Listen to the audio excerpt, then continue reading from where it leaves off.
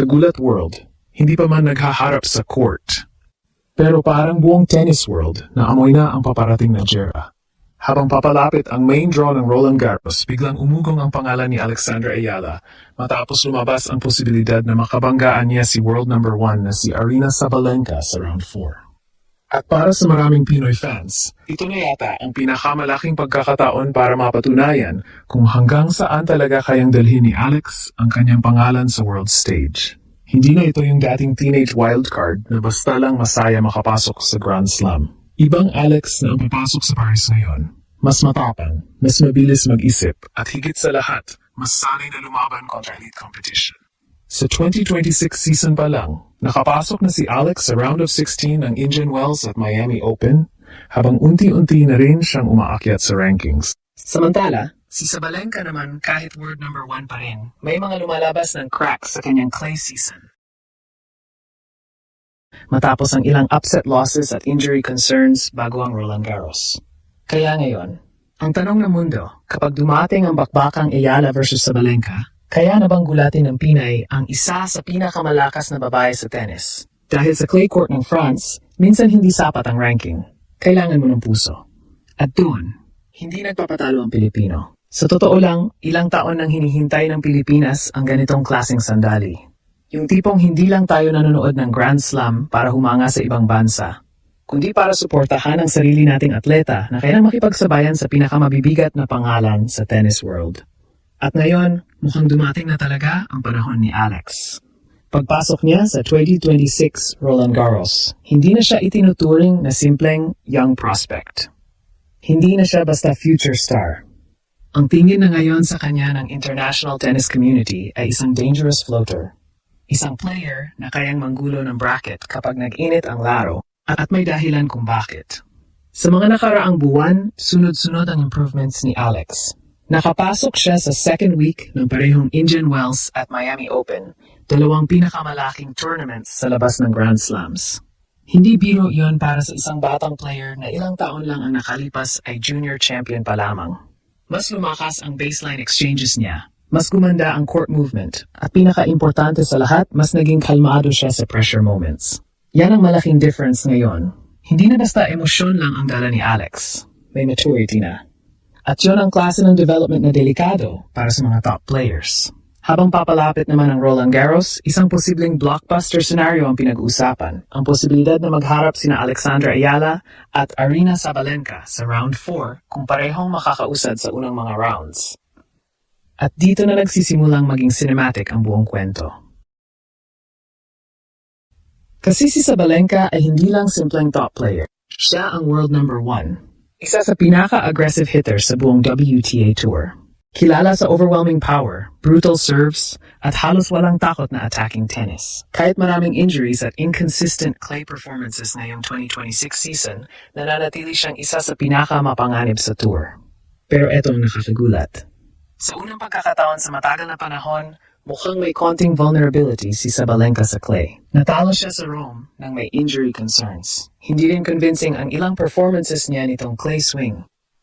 At sa tennis, lalo na sa Roland Garros, kapag may konting duda ang isang power player, doon pumapasok ang upset possibilities. At doon nagiging interesting si Alex. Dahil ang laro ni Alex ay hindi nakabase sa pure power lang. Ang lakas niya ay teaming, angles, composure, at intelligence. Para siyang chess player sa loob ng tennis court. Hindi niya kailangang sumabay sa lakas ng palo. Minsan sapat na ang tamang placement para guluhin ang rhythm ng kalaban. At kung may isang surface na pwedeng bumagal ng bahagya ang bangis ni Sabalenka, clay yun. Kaya habang papalapit ang round 4 possibility na ito, ramdam mong hindi lang simpleng match ang hinihintay ng mga tao. Parang may gustong mangyaring history. Parang may gustong sumabog. At kapag nangyari yon, pwedeng buong France mismo ang mabigla sa isang batang Pinay na walang takot lumaban sa reyna ng world tennis. Pero alam mo kung bakit lalong nakaka-excite ang posibleng Alexandra Ayala versus Aryna Sabalenka sa Roland Garros? Dahil hindi ito simpleng laban ng ranking. Hindi ito tungkol sa world number 1 kontra underdog lang. Ang totoo, parang banggaan ito ng dalawang magkaibang mundo ng tennis. Sa isang banda, nandiyan si Sabalenka, simbolo ng modern power tennis. Halos bawat palo niya parang suntok. Kapag naka-rhythm siya, kayang tapusin ang rally sa 2 o 3 hampas lang.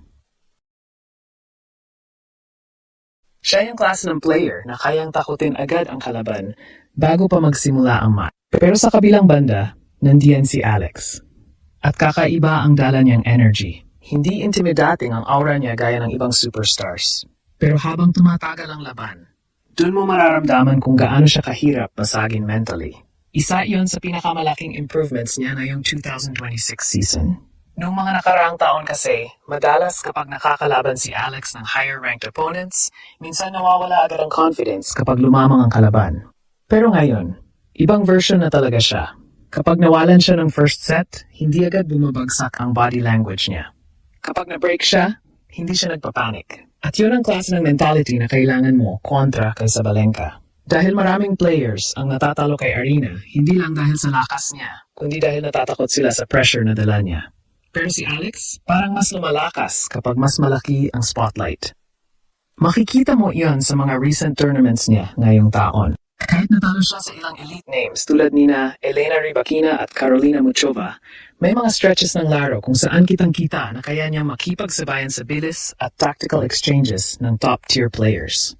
At tandaan natin, clay court ang Roland Garros. Hindi hard court. Malaking bagay yon. Dahil sa clay, hindi ganun kadaling tapusin agad ang rally gamit lang ang raw power. Humahaba ang exchanges. Mas importante ang patience, movement, stamina, at tactical IQ. At honestly, mukhang swak yun sa evolving playstyle ni Alex. Isa pa sa underrated weapons niya ngayon ay ang pagiging left-handed niya. Hindi sanay ang maraming players sa awkward spin at angles na kayang gawin ng isang lefty. Lalo na kapag pressure moments na. Kapag gumana ang cross-court forehand patterns niya, pwede niyang pilitin si Sabalenka na gumalaw ng mas malalim sa corners, bagay na pwedeng magbukas ng unforced errors. At kapag nagsimula ng magkamali si Sabalenka, doon nagsisimulang maging vulnerable ang world number 1. Pero syempre, hindi natin dapat kalimutan kung gaano kahirap talunin si Aryna. Kahit sabihin pang may clay struggles siya nitong mga nakaraang linggo, isa pa rin siyang proven Grand Slam champion. Isang maliit na opening lang, kaya niyang burahin agad ang momentum ng kalaban sa sunod-sunod na winners. Kaya para kay Alex, hindi sapat ang magandang simula lang. Kailangan halos perfect ang mental game. Kailangan disiplinado sa shot selection. Kailangan kontrolado ang emotions kahit sumisigaw ang buong stadium para kay Sabalenka. At dito pumapasok ang pinakamalaking laban ni Alex. Hindi lang ito tennis battle. Parang test ito kung handa na ba talaga siyang maging tunay na superstar ng Asia sa women's tennis. Dahil kapag nakarating siya sa round 4 at nagawa niyang itulak si Sabalenka sa limitasyon, hindi na lang Pilipinas ang usap tungkol kay Alex. Baka buong tennis world na mismo.